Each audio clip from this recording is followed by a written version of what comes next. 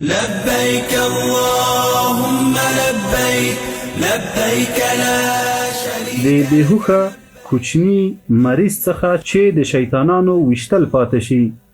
112مه پوښتنه: که د بیهوخه مریض او کوچنی څخه د یوې ورځې د شیطانانو وشتل ټول یا یو څه پاتې شي او یا د ټولو ورځو د شیطانانو وشتل ټول پاتې شي، نه یې په خپله وولي او نه یې په وکیل سره وولي، دغه څه حکم لري؟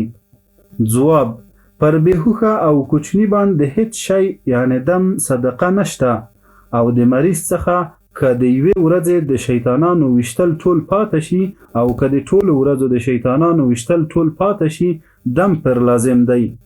او که د یوې ورځې د شیطانانو وشتلو لږ ډبرې پاتې شي او ډېرې ډبرې وولي، نو د هرې پاتې شوې ډبرې په بدله کې نیمه کاسه یعنی پاو کم 2 کیلو صدقه د غنمو لازمه ده. لبيك اللهم